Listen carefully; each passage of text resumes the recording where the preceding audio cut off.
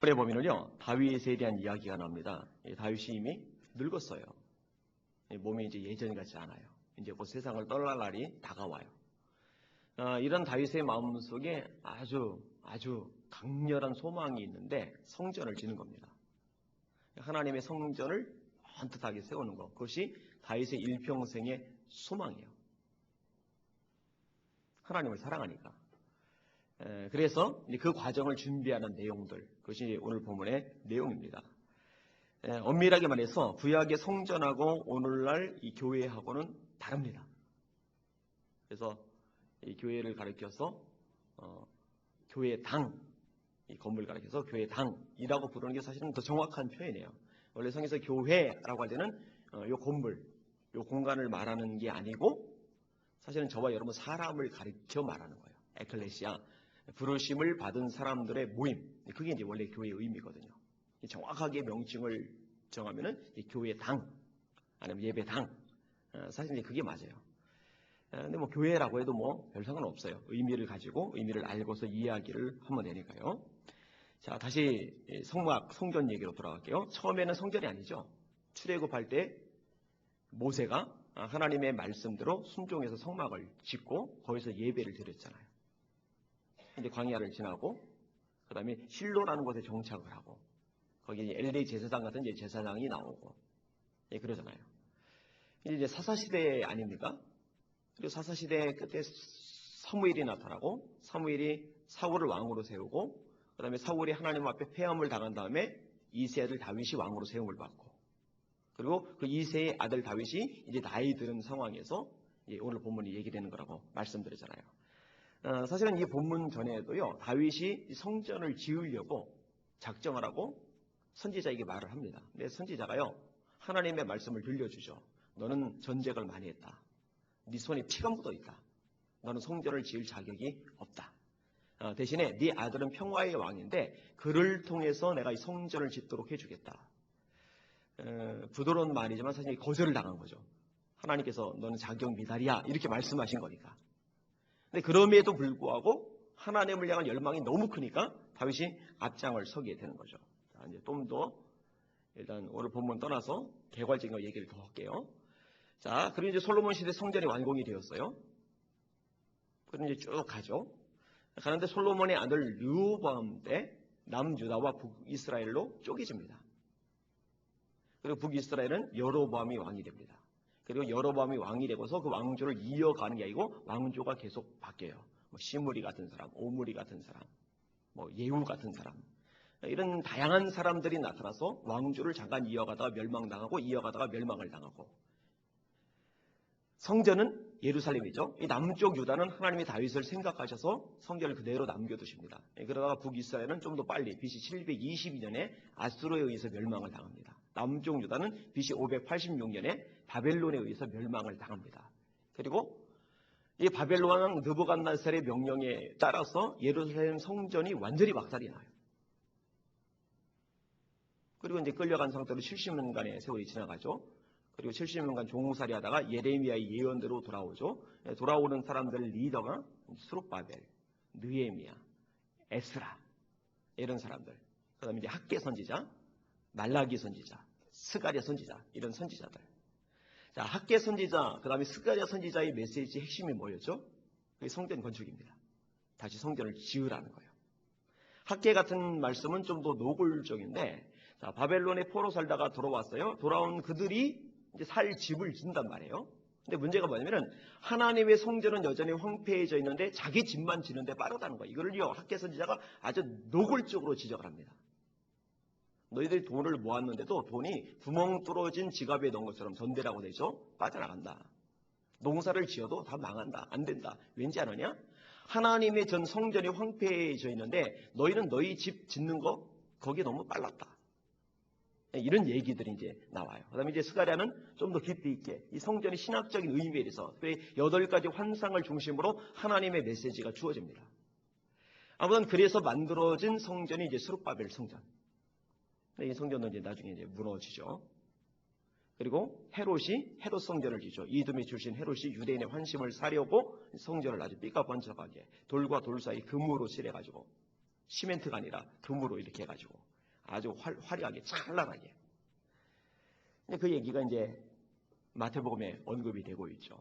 마태복음 24장, 23장부터 이제 시작이 됩니다만 23장 끝부분에 제자들이 성전 보고 너무 멋있지 않냐고. 근데 예수님께서 돌 하나도 돌 위에 남지 않고 다 무너뜨려질 거다. 그러면서 24장 종말론적인 얘기 말씀하시고 25장 종말론적인 비유 3가지, 열처녀 비유, 달란트 비유, 양과 염소의 비유 이제 말씀을 하시고 그렇게 하시죠.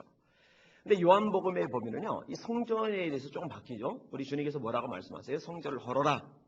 그러면 내가 3일 동안에 일으킬 거다. 사람들이 수근거려요. 46년간 지었던 성전. 그러면서도 아직 그 당시에 완공되지 않을 만큼 엄청나게 잘 지어진 성전. 근데 이걸 허물어뜨렸는데 3일 만에 건축하겠다. 여러분, 우리 예수님께 요 예배당, 요 교회당 지는 것도 3일 만에 죽었다 기도 못해요. 현대 첨단 기술 다 동원해도. 그러니까 수근거리를 만하죠. 근데 성경은 뭐라 말씀하세요? 성전된 자기 육체를 가리켜 말씀하십니다. 따라합시다. 예수님이 성전이시다. 예수님 성전이세요. 그리고 이제 바울 사도에게로 가면서 이것이 또 이렇게 한산계 하나님에게 업그레이드가 되죠. 그게 뭐예요? 따라합시다. 내가 곧 하나님의 성전이다. 고린도서 3장 10절이죠. 너희가 하나님의 성전인 것과 하나님의 성령이 너희 안에 거하시는 것을 알지 못하느냐. 성전이 뭐예요? 성전. 왜 성전이에요? 하나님이 그 안에 계시기 때문에 성전이에요.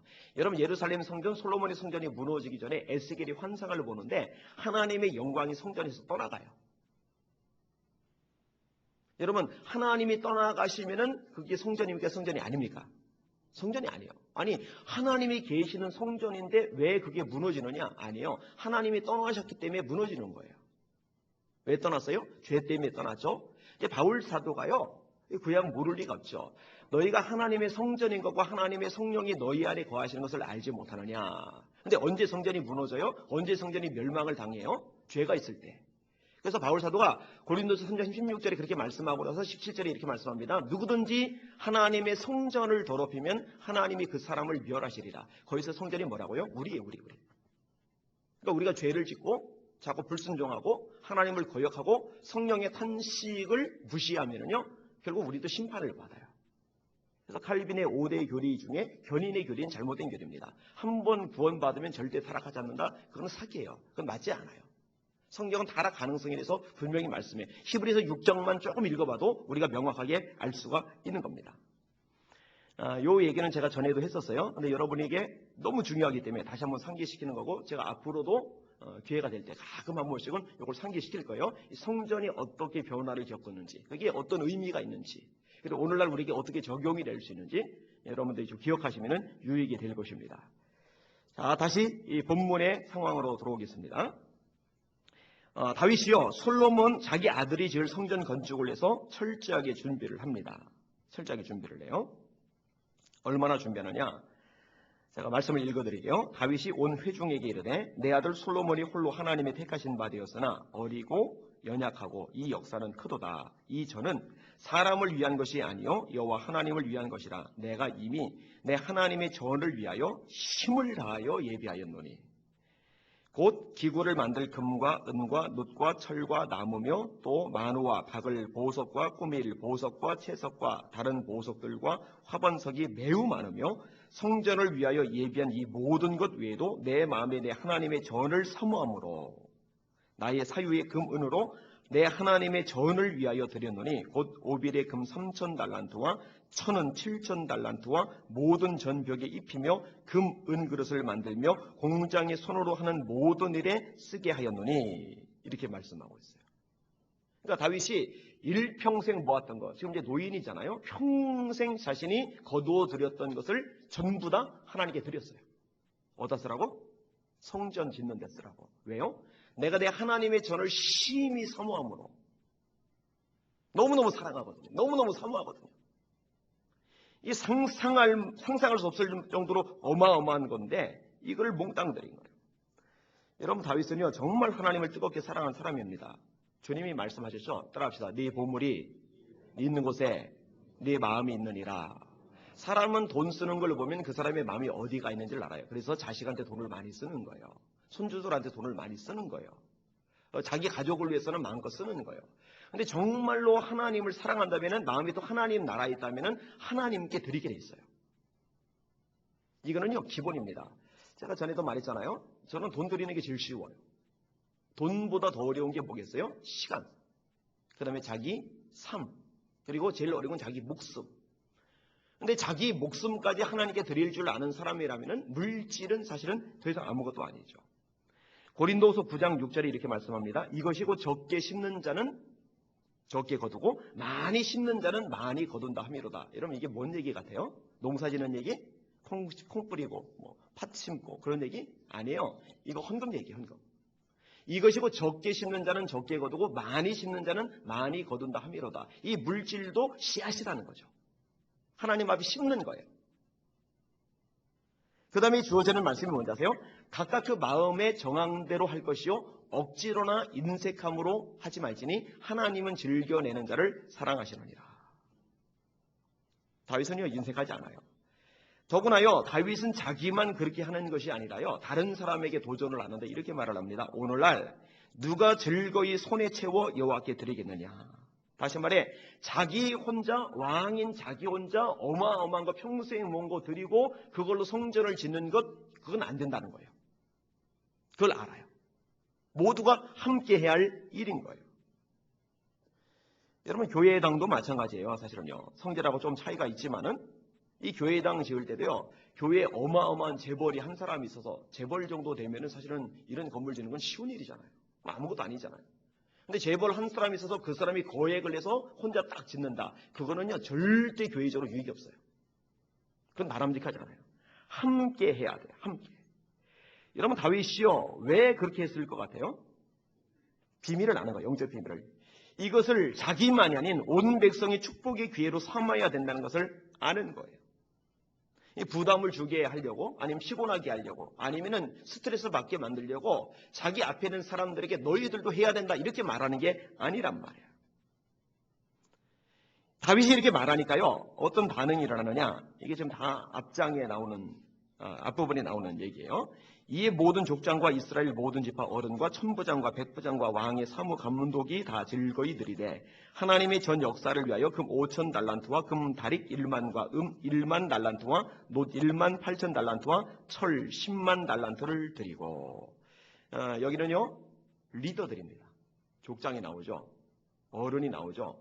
천부장이 나오죠. 왕의 사무 감독이 나오죠. 그런데 이 각각의 단어들 각각의 지도자들 앞에 반드시 반복되는 단어가 있죠. 그게 뭐냐면 모든 그러니까 모든 지도자들.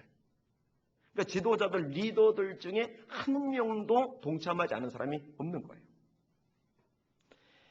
저는 교회적으로도 마찬가지라고 생각합니다. 지금은 사실은 이제 여러분이 부담 느낄 이유는 없죠. 별로. 왜냐면 교회당이 이미 다 지어진 상태니까. 아마 지금 막 짓고 있는 와중에 이렇게 설교한다면 또 이제 부담으로 좀 작용할 수도 있을 것 같아요. 근데 만약에 이런 것들을 하게 되면 또 교회적으로 어떤 일을 추진할 때는요 사실 재직들은요 다 참여를 해야 돼요. 한 마음으로 참여해야 돼요. 설사 재벌들이 몇 사람 와서 그 사람들만으로도 충분히 할 수 있다가도 그런 식으로 일 진행하면 안 돼요. 그건 하나님의 공동체의 모습이 아닌 거예요. 바람직하지 않은 거예요. 자, 리더들만 참여한 게 아닙니다. 무릇 보석이 있는 자는 게르손 사람 여이엘의 손에 붙여 여호와의 전 곳간에 드렸더라. 백성이 자기의 즐거이 드림으로 기뻐하였으니 곧 저희가 성심으로 여호와께 즐거이 드림이며 다윗 왕도 기쁨을 이기지 못하여 아니라. 일반 백성들로 다 참여를 했어요. 특징이 있는데 뭐냐면 있는 것을 드려요.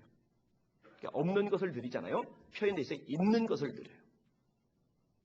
그 다음에 또 하나는 즐거이 드려요. 즐거이. 기쁨으로 드려요. 그 다음에 또 하나는 최선을 다해요. 최선을 다해요. 느헤미야가 성벽을 건축할 때 그것 때는 이제 성전이 아니고 성벽입니다. 스룹바벨이 성전을 건축하고 느헤미야는 성벽을 건축을 해요. 성벽을 건축할 때 그때도요 한 사람이 또는 일부가 전체를 짓는 게 아니라 저마다 분담이 돼서 나는 여기서 여기까지, 너는 여기서 저기까지, 너는 여기서 여기까지 이렇게 각각 정해진 부분을 짓는데 나중에 저마다 역할을 다하니까 전체가 더 완성이 되어버리는 거예요. 이게 바로 하나님의 공동체에 마땅한 모습인 거죠. 자, 이런 결과를 보면서 다윗이요 감격하는 거예요. 너무너무 기쁜 거예요. 그래서 기뻐해서 감사하는 기도가 오늘 읽은 본문의 내용입니다. 자, 어떤 감사냐? 이 감사의 특징을 생각해 볼 건데요.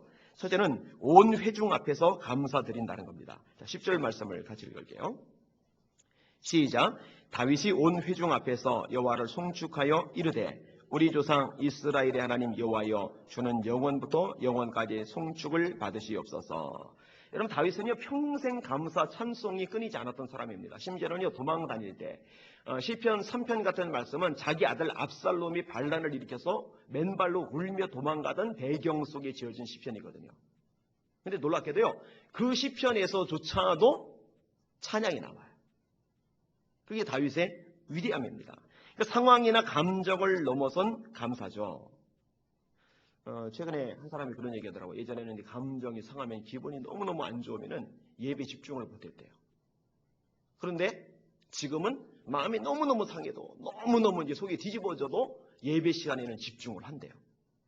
그건 이제 믿음이 한 단계 성숙한 거죠. 자기가 지금 누군가의 자기가 어떤 사건 어떤 문제에 마음이 상한 것하고 지금 자신이 하나님 앞에 나와 있는 것하고 결부시키면 안 되죠. 하나님은 어떤 상황, 어떤 처지, 내 감정이 어떻든 상관없이 찬송과 경배를 받게 합당하신 하나님이신 줄 믿으시길 바랍니다. 이 하나님을요 피조물의 수준을 끌어내리니까 아주 엉뚱하게 반응을 해버린 거예요. 여러분, 하나님 앞에서는요 그 어떤 것도 변명이 안 돼요. 그 앞에는요 전심을 다해서 예비하는 것이 피조물된 우리의 의무입니다. 마땅한 삶의 태도란 말이에요. 바울과 실라가 그러잖아요. 매를 맞았어요. 착고에 채워졌어요. 깊은 옥에 들어갔어요. 그런데 그 와중에 찬송하잖아요. 다니엘이 그러잖아요. 사자굴에 들어가야 되는데 사자의 이빨이 사자의 발톱에 갈갈이 찢겨서 죽게 생겼는데 하루 3번씩 기도하고 감사하잖아요. 이게 처지하고는 상관이 없는 거예요. 여러분, 이럴 때 말입니다. 머리 싸매고 짜증냈으면, 원망하고 불평했으면 위대한 바울과 실라, 그 다음에 하나님 역사적인 기적은 없는 거예요. 위대한 다니엘의 신앙, 그 위기 속에서 하나님의 기적은 없는 거예요. 왜 성도들이 하나님의 능력, 하나님의 기적을 경험하지 못하느냐? 하나님의 종으로 살지 않고 감정의 종으로 살아요. 하나님의 종으로 살지 않고 사람의 종으로 살아요. 하나님의 종으로 살지 않고 문제와 환경의 종으로 살아요. 그러니까 환경 따라, 사건 따라, 사람 따라, 감정 따라서 왔다 갔다 해요. 사실은 하나님 그분의 뜻에 의해서만 왔다 갔다 해야 되는데, 여러분, 하나님께서요 이런 것을 눈여겨보시는 거예요. 그리고 당신의 뜻이 최우선에 놓인 삶을 살 때 인정해 주시고 축복도 해 주시고 기적도 주시는 줄 믿으시길 바랍니다. 이걸 경험하는 교회 성도들이 되려면 우리 신앙을 근본적으로 수정할 필요가 있는 거예요. 이스라엘 백성들이 원망을 참 많이 하죠. 길 때문에 원망을 해요. 음식 때문에 원망을 해요. 하여튼 원망의 종류도 무지 많아요. 파가 없다, 마늘이 없다, 왜가 없다, 부추가 없다, 고기가 없다. 애굽의 고깃가마 옆에서 고기 먹을 때 참 좋았는데, 노예인데, 지금은 자유인데, 그 차이를 구분하지 못한 채 지금 어려우니까 하나님 주신 은혜고 축복이고 역사고 기적이고 이전이 경험했던 삶의 과정이고 뭐고 다 까먹어버리고 지금 당장 맞닥뜨린 거기에 무너져 버리는 거예요. 결국 어떻게 됩니까? 여호수아 갈렙이에요. 20세 이상으로 단 한 명도 가나안 땅에 못 들어가요. 여러분, 이거는요 우리가 잘 봐야 될, 주목해야 될 부분입니다. 다시 원점으로 돌아서 다윗은요 정말 감사가 충만한 사람이에요. 감사할 수 없는 중에 감사한 사람이에요. 도망 다니면서도 감사하는 거예요.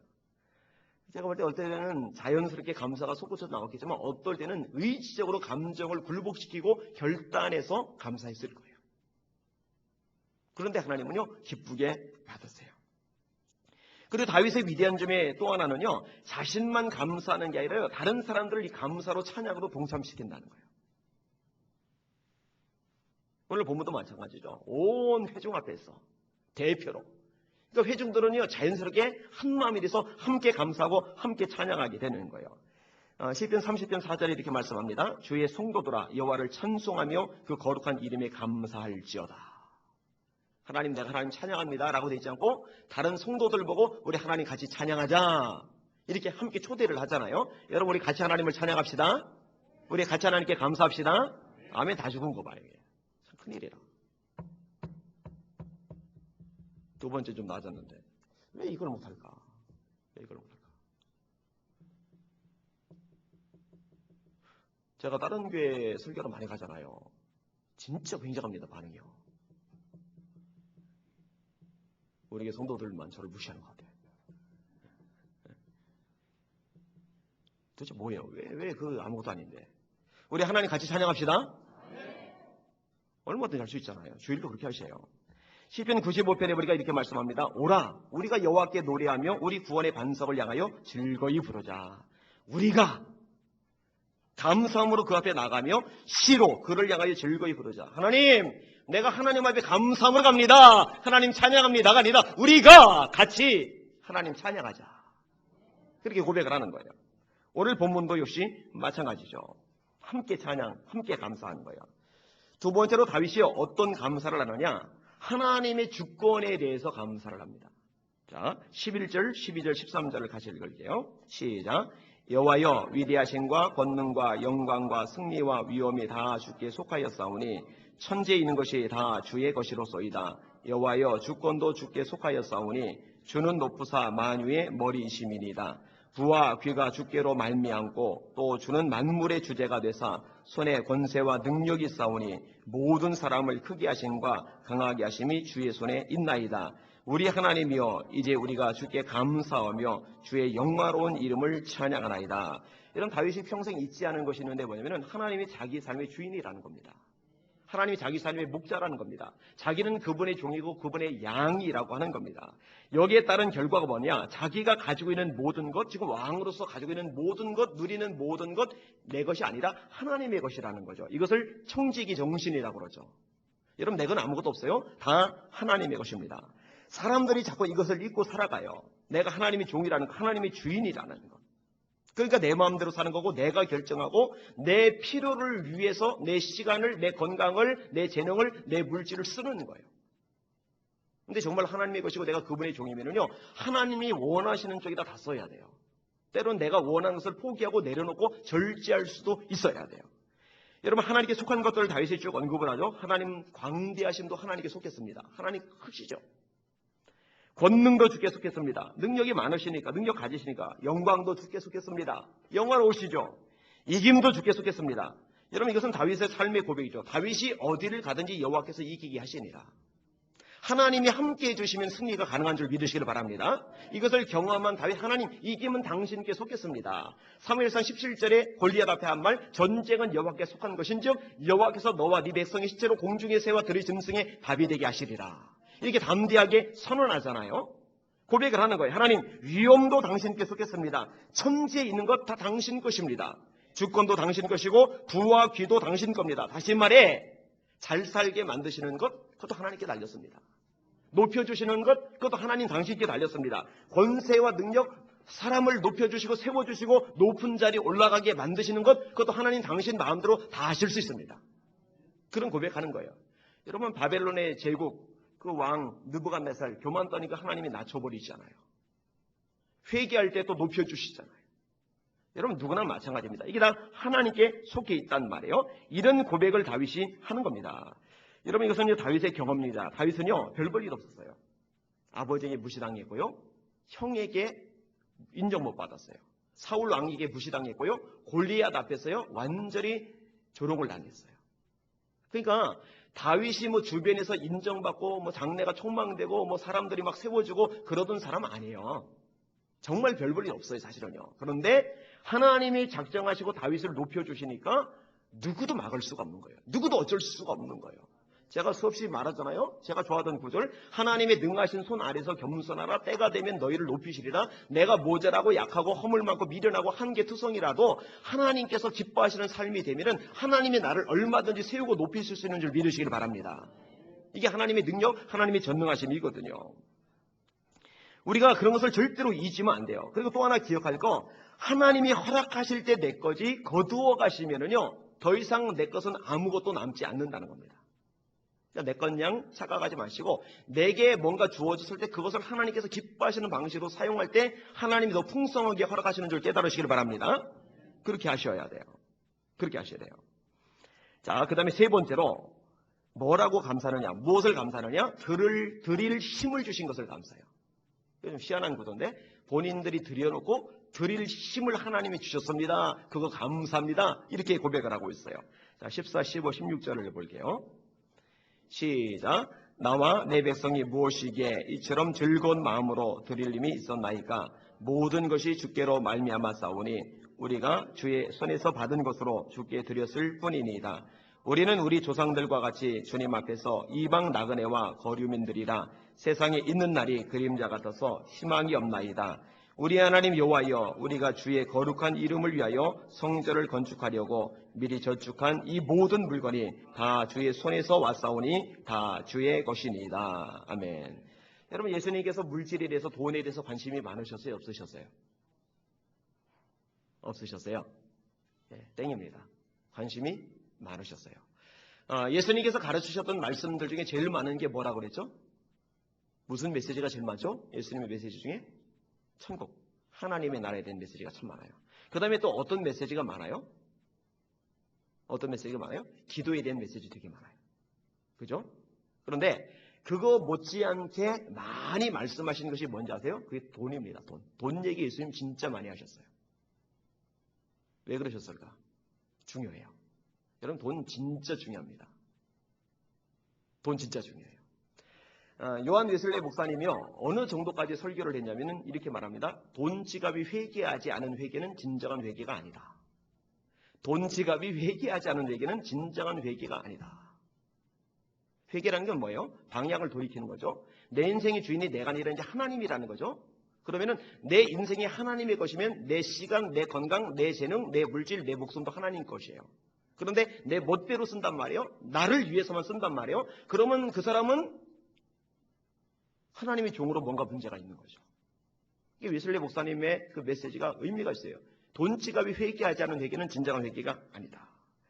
예수님께서 성전 헌금함 앞에, 연복리 앞에 가만히 구경하고 계시잖아요. 뭘 구경하느냐? 사람들 헌금 넣는 걸 다 구경하고 계세요. 참 짓궂으신 것 같아요. 이거 한번 생각을 해보세요.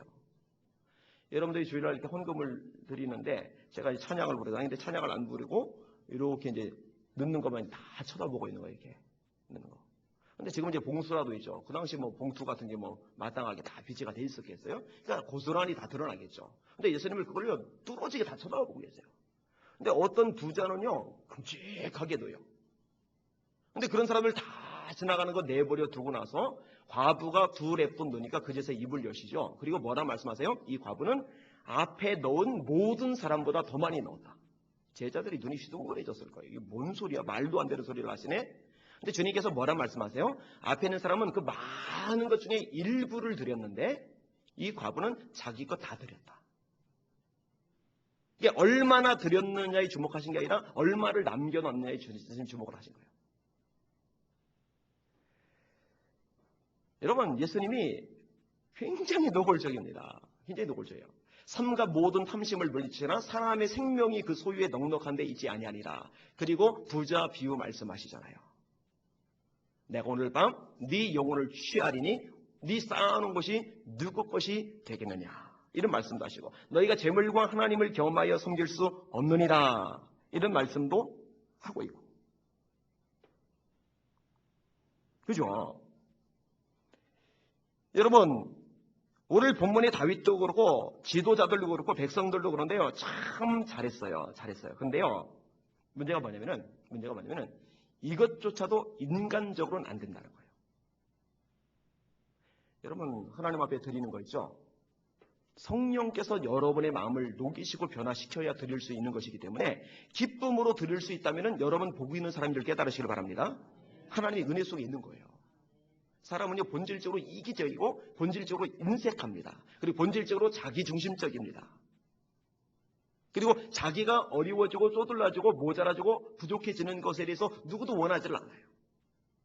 성령께서 역사하실 때 비로소 그 차원을 뛰어넘을 수가 있는 거예요. 여러분, 사렙다의 과부가 마지막 남은 밀가루, 마지막 남은 기름으로 떡을 만들어서 그걸 엘리야에게 주잖아요.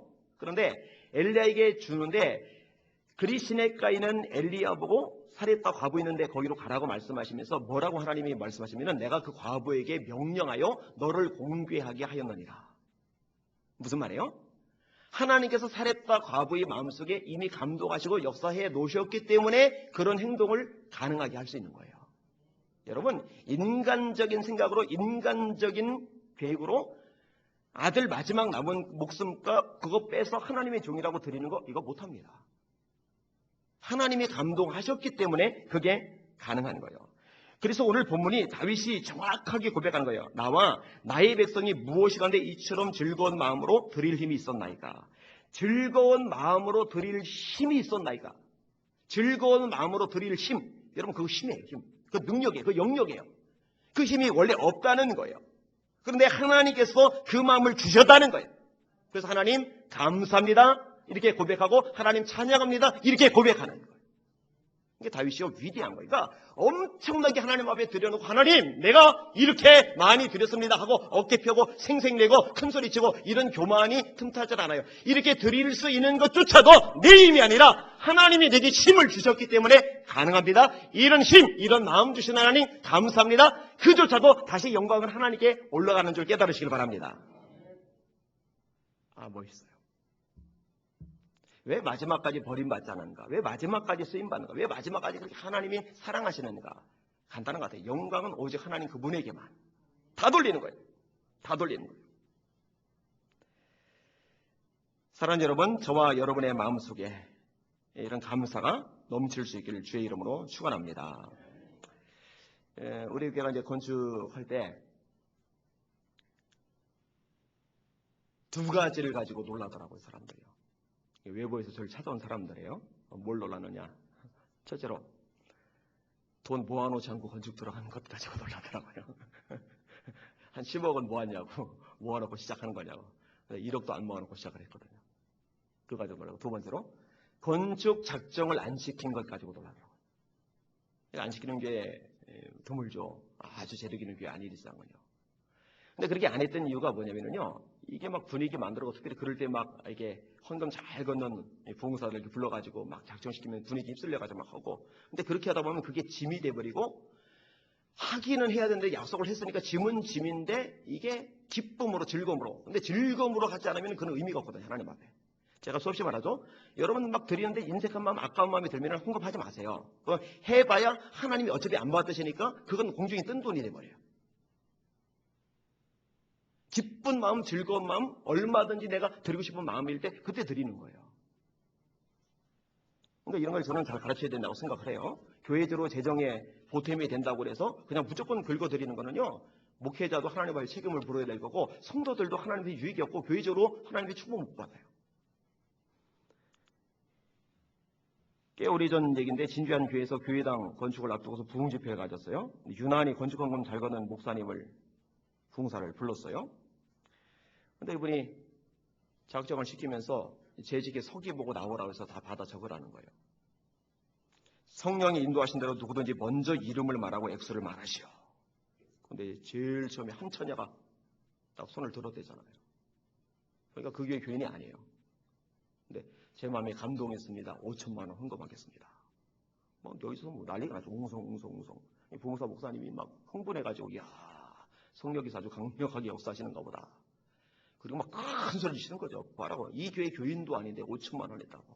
그러니까 형편이 어려운 장로님 한 분이 2천만 원, 3천만 원 정도 어떻게 할까 이렇게 생각을 하고 있는데 그것도 이제 그분한테는 무리 될 만큼 큰 돈인데 이제 걸려버린 거예요. 옆교회 교인이 5천만 원 했으니까. 그래서 똑같이 5천 할 수 없고 그래서 1억 하고 또 딴 사람도 그런 식으로 하고 그래서 상상을 초월할 만큼의 액수가 작정이 되었어요.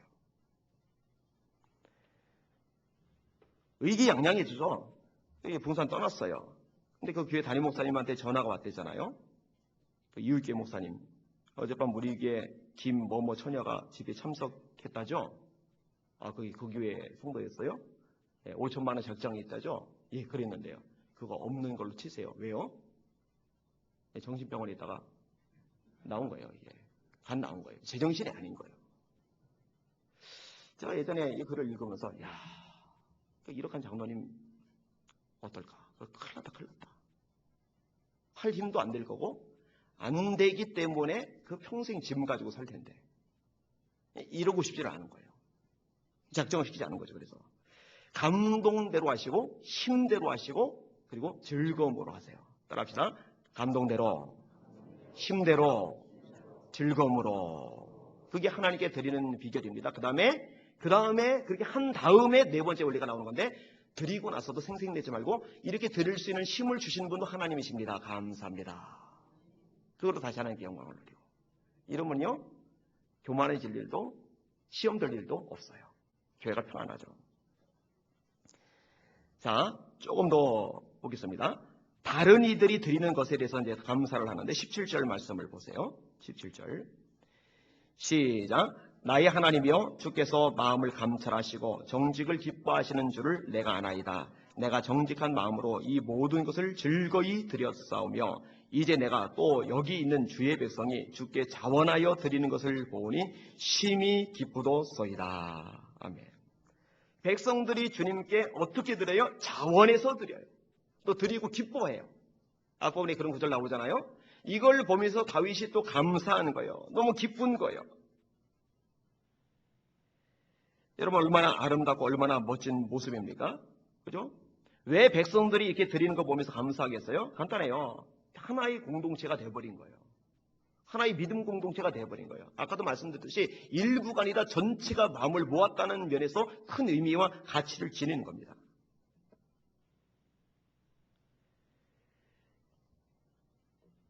여러분 이게 얼마나 아름답고 얼마나 멋있는 모습입니까? 우리에게 그렇게 좋겠어요. 다윗은요 정치 지도자인가 동시에요 영적인 지도자입니다. 백성들이 신앙 성숙에 관심이 많아요. 그들이 잘 되기를 원하고 하나님의 복의 사람이 되기를 원해. 그런데 거기에 다윗에 보니까 합격을 한 거예요. 여러분들도 모두 합격하실 수 있기를 주의 이름으로 축원합니다. 앞에도 말했듯이요. 여러분이 사랑하는 것만큼 소중히 여기는 것만큼 여러분이 드리게 되어 있어요. 특별히 제가 두 가지 많이 강조를 하죠. 구제하는 것하고 선교하는 것하고. 여러분 구제하는 것하고 선교하는 것만 아끼지 마세요. 이건 최선을 다하셔요. 요한일서 3장 말씀인데 이렇게 말씀합니다. 이 세상 재물을 가지고 형제의 궁핍함을 보고도 도와줄 마음을 막으면 어찌 그 속에 하나님의 사랑이 거할까 보냐. 그 다음 구절에 자녀들아 우리가 말과 혀로만 사랑하지 말고 오직 행함과 진실함으로 하자. 자, 나한테 여력이 돼요. 근데 우리 교회 성도들 중에 너무너무 어려운 성도, 너무너무 힘들게 사는 성도가 있어요. 근데 나는 조금 도와줘도 아쉬울 뿐이지만 그 사람에게는 살 길이 생겨요. 근데 이럴 때 그냥 모른 척하고 넘어가면은 성경 말씀이에요. 그 속에는 하나님의 사랑이 없다는 거예요. 하나님의 사랑이 그 속에 머물 여지가 없다는 거예요. 우리가 말과 혀로 입술로만 사랑하지 말고 행함과 진실함으로 하자. 이게 성경에서 말씀하고 있는 내용이거든요. 여러분 초대교회가 왜 위대합니까? 성령께서 역사하시니까. 성령께서 역사하시니까 어떤 일이 일어납니까? 표적이 나타나죠. 능력이 나타나요. 그런데요. 표적과 능력만 나타나는 게 아니라요. 성도들의 이기적인 마음들이 녹아져요. 그래서 제 것을 가지고 제 것이라 하는 자가 없더라. 이게 사도행전의 말씀이에요. 따라합시다. 제 것을 가지고 제 것이라는 자가 없도다. 제 것이 없어요? 그럼 다 누구 거예요? 하나님 거예요. 그러면 하나님의 자녀들이잖아요, 다. 그러면 내게 아니라 하나님 거면은 하나님의 자녀들 중에 어려움 나가는 사람이 있으면 하나님께서 나를 통해서 그 사람에게 공급하기를 원하시는 건데 초대교회는요 이것이 물처럼 흘러가요. 근데 그게 자원함으로 즐거움으로 되는 거죠. 공산주의가요 막스가요 성경에서 공산주의 사회주의를 창시했어요. 열심히 일하고 분배는 균등하게 하자. 근데 왜 실패했는지 아십니까? 그런 강제성이에요. 정부가 조직적으로 강압적으로 명령을 내려요.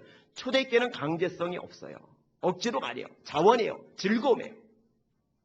그러니까 본질적인 차이점이 드러날 수밖에 없는 거죠. 지금의 한국교회는 어떨까? 교회 안에서도 그리고 교회들 간에서도 빈익빈 부익비 현상이 너무 많다 생각이 들어요. 사실 대형 교회들이 재정을 그리고 교인들까지도 일부를 쪼개서 어려운 게 파송하고 지원한다면 한국교회 전체적으로 더 큰 유익이 있을 겁니다. 그렇죠? 2만 명 모이는 교인, 그 3만 명, 4만 명 만드는 것 뭐 의미 없는 건 아니겠지만은 그 중에 일부들만 개척교회 보내면은요, 파송해 주면은요, 그 개척교회는 굉장히 힘을 받아요. 우리 교회도 성장이 되면 이제 분리 개척을 하면 좋겠어요. 그 생각은 계속 가지고 있는데 지금은 할 수 없어요. 지금 분리 개척하면은 곤란합니다. 곤란합니다. 제가 아르바이트 자리 구하고 분리 개척을 할까요? 말씀을 읽겠습니다. 다윗의 감사의 특징 4가지 말씀드렸어요. 온 회중과 함께 감사하기를 원해요. 하나님의 주권에 대해서 감사를 해요. 드릴 힘을 주신 것에 대해 감사해요. 다른 이들이 드리는 것에 대해 감사해요. 이런 감사가 핵심 키워드였어요. 기도의 핵심 키워드. 빌립보서 4장 6절 7절 말씀입니다. 뭐라 말씀하세요? 아무것도 염려하지 말고 오직 모든 일에 기도와 간구로 너희 구할 것을 감사함으로 하나님께 아뢰라. 감사함으로 하나님께 아뢰라. 감사함으로 하나님께 아뢰라. 하나님, 이 힘들어요, 모자라요, 어려워요, 미치겠어요. 뭐 그런 하소연도 나쁘잖아요. 하나님 상한 심령 받으시니까. 그런데 그보다 더 강력한 기도가 뭐냐면 그조차도 감사함으로 아뢰는 거예요.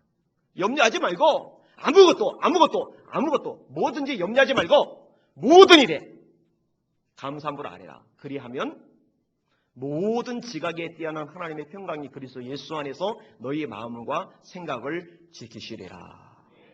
이 감사와 기도의 능력을 회복하시고 누리시는 저 여러분들 되시기를 예수님의 이름으로 축원합니다. 아멘. 네, 오늘도 소개를 해드려야죠. 네.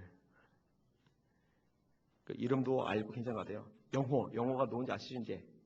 윤지아 권사님 아들.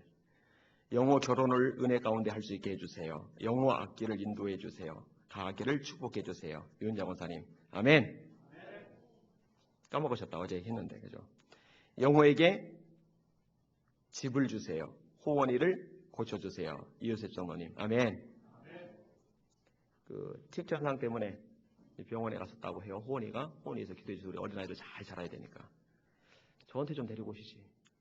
제가 어제 안 해보고 얘기했는데 왜 나한테 얘기 안 하나. 나한테 데리고 와야 되는데. 애 아프면 일단 목사한테 데려와서 기도 받으면 좋을 텐데. 그냥. 오늘 우리 교회 그 음양 공사해준 신종환 집사님 그 하나는 좋은 소식, 하나 나쁜 소식. 좋은 소식은 사업이 커져가지고 연매출 6억 됐다고.